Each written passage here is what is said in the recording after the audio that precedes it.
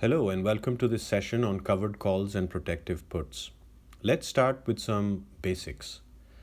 Derivatives are financial instruments that derive their value from the price movements of underlying assets. Now, there are two major types of derivatives: contingent claims, where the claim to pay off depends on the occurrence of a future event, and forward commitments, which are legally binding promises of future action. Options and credit derivatives are types of contingent claims, where forwards, futures, and swaps are examples of forward commitments. Let's take a deeper dive into what options are. Options are contracts between two transacting parties.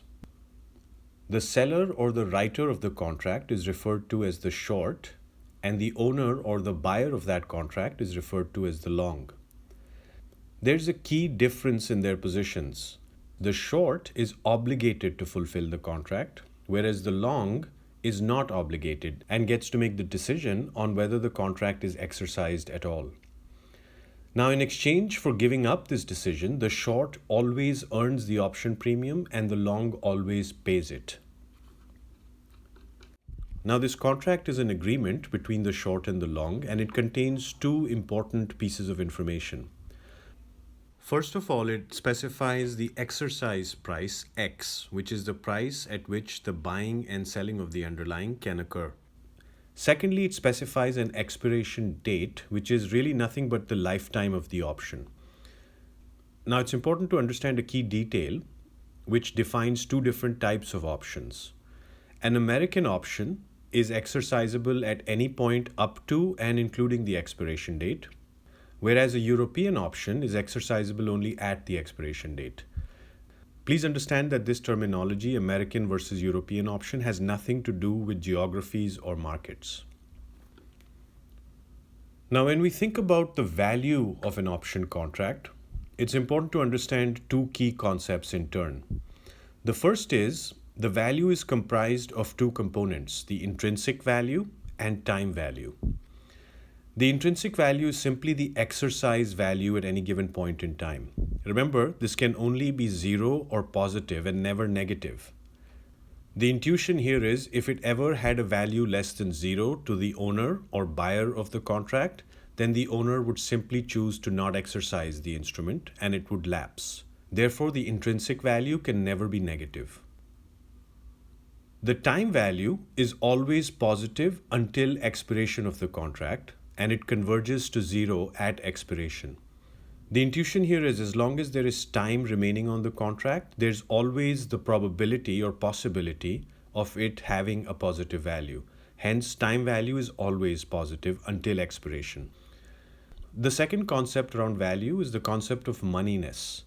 Moneyness refers to the relationship between the price of the underlying, S, and the exercise price, X. Now remember, options can and do drift into and out of the money constantly until expiration. Let's look at specific option instruments.